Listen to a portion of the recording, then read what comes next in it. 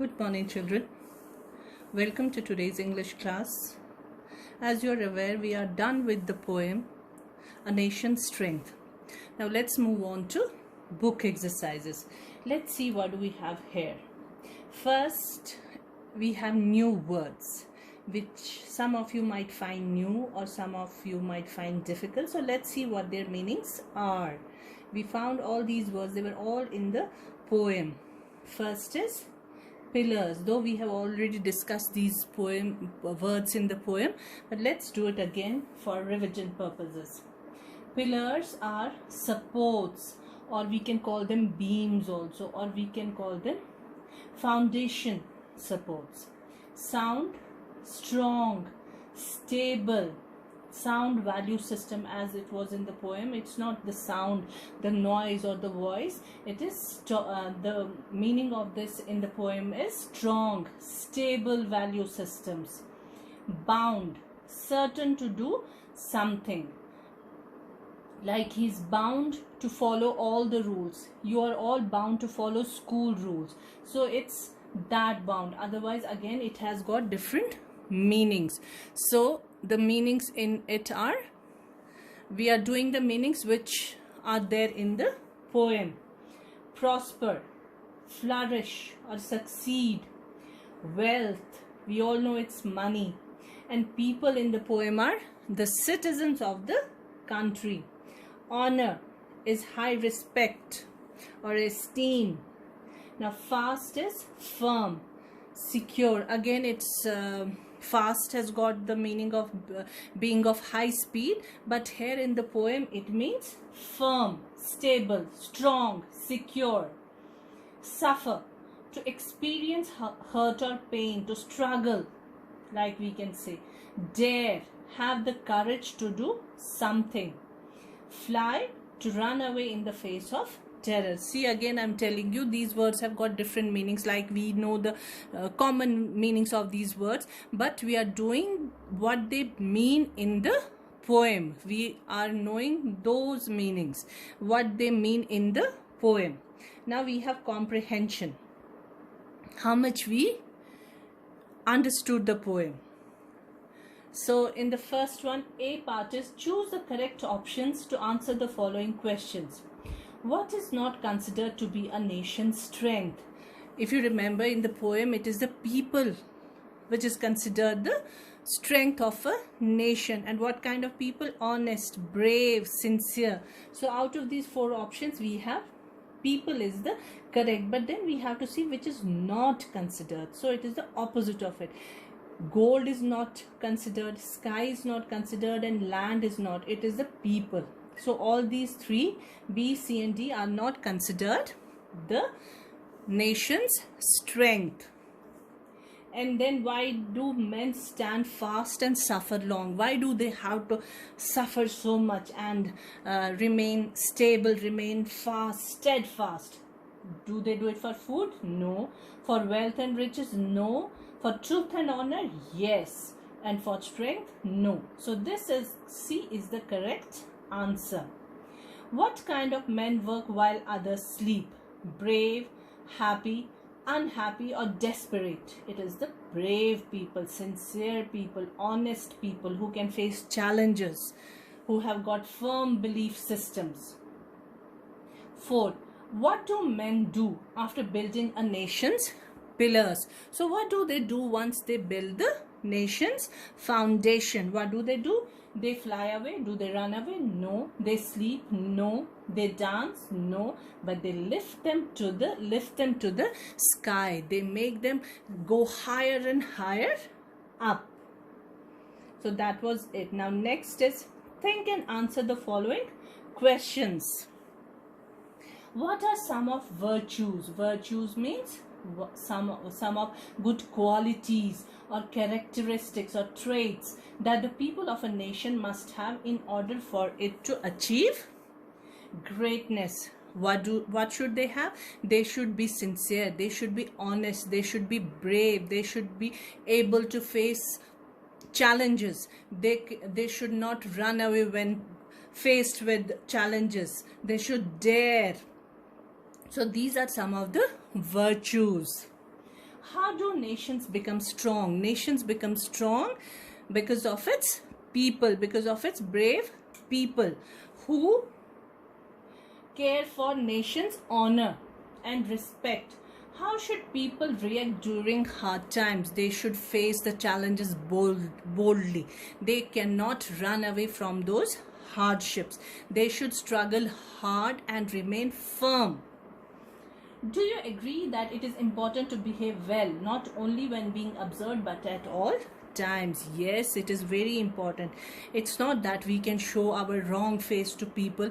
We can show the only good disciplined manner to people, while in the when we are alone, or when we know that people are not observing it, so we can do anything we like to. know if you are disciplined, if you are honest, you have to be like that at all times, at all places. So it's not that when somebody is watching you or observing you, you have to be well behaved there. No, it is not like that. If you are well behaved, you are well behaved everywhere. It's not that you are doing it just to show off, just to show people that you are good, just to get praises. No, if you are disciplined, it's in your character. If you're honest, it's still in your character. It's not that you are doing it to show to people only. Name any poem which awakens the feeling of a nationhood. So you will just find out another poem. One, you know which is it, Nation Strength, one which we have already read. Now you'll find one more poem which awakens the feeling of nationhood. Now, literary appreciation. What do we learn from the poem? Like I have told you that a poet uses some techniques to make the poem attractive to the readers. So alliteration, rhyme scheme, so many things are there, metaphors, similes, and so many other things are there. So one of the techniques is keeping some kind of rhyme scheme. Like you must have seen, most of the poems have rhyming words in it. Okay, so let's see what technique the poem has used in this. Read the following stanza from the poem. Not gold, but only man can make a people great and strong, men who for truth and honor's sake stand fast and suffer long. So what do we have to find here? Look at the blue arrow. See this blue arrow. Okay, the last words in the first and the third lines rhyme. So that means make and sake, they are rhyming words. They rhyme with each other. Now look at the red arrow here. Strong and long. The words in the second and fourth lines also rhyme. Poems often use a specific pattern to rhyme words in the stanzas. We call it the rhyme scheme, giving rhyme scheme to the poem. Now see, how do the poets do that? Try to understand it very nicely and thoroughly. See, these are 4 lines of the poem, 1, 2, 3 and 4. And what do poets do? What do we have to do? We mark them as, not as number 1, 2 and 3. We mark them as A, B, C and D. Okay. A, B, C. That means we have 4 lines here. A, B, C, D. Now when we see the rhyming scheme in these poems, how do we mark them? Like first is, this is the first line, so this is A for us.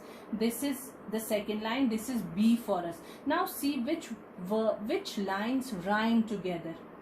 This line A and C rhyme together. Okay, this B and D rhyme together.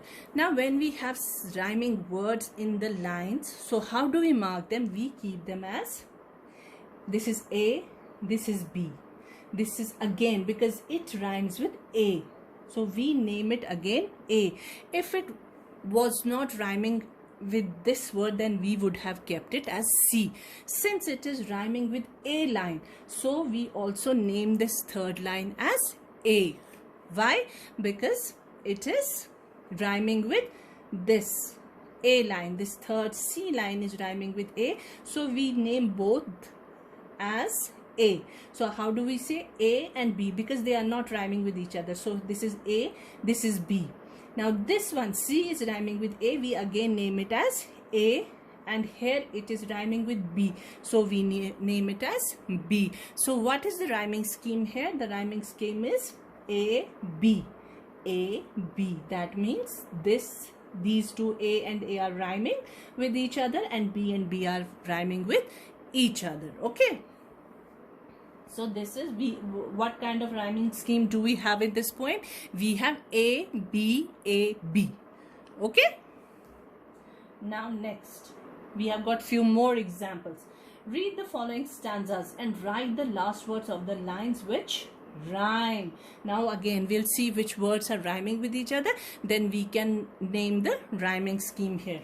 See, twinkle, twinkle, little star, how I wonder what you are. That means star and R are rhyming together. So since this is A, so B will also be called as A. So here we have A.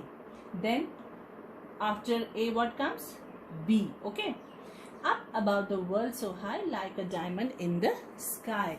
That means we have A, B, B. So here these two are rhyming, and then these two are rhyming. Okay. The one who taught me everything, like how to crawl and walk. The one who taught me how to sing and learning how to talk. Again here we have A, B, A, B. These first and third are rhyming, then second and fourth are rhyming. Here first and second are rhyming, then third and fourth. So here it is A, B, B. Then here we have A, B, A, B. Now in the last one, whose woods these are, I think, I know. His house is in the village, though he will not see me stopping here to watch his woods fill up with snow. See, first is rhyming with fourth, second is rhyming with, first is rhyming with second, no and though. And then here it is not rhyming with anything. Fourth is also rhyming with first and second. So it can be A, B, A. Alright, A, B, A, because these three are rhyming, but except for this one. Listen and tell. This is a listening exercises which I have been telling you that those listening exercises are given at the back of the book. So we don't have it here, but then we can name these freedom fighters. This is and great personalities. Mahatma Gandhi. This is Rabindranath Tagore. Netaji Subhash Chandra Bose. And this is Rani Lakshmi Bai or Rani Jhansi, Rani of Jhansi. This is Sardar Vallabhbhai Patel and Shivaji Rao. Now be creative. Imagine you have a friend in the USA. Write an email to your friend telling her about the Taj Mahal, which is one of the 7 wonders of the world. Now talk time. Divide into pairs. Discuss with your partner and write down all the things which you think are required to make a strong nation. Give reasons and share your views in the class. Okay, this we can do email, writing an email we can do in the writing skills portion, but then this can be given as the second, can be given as your homework. You can write a paragraph about the things which you think are required to make a strong nation apart from this. Now this was all in the chapter, children. Have a good day.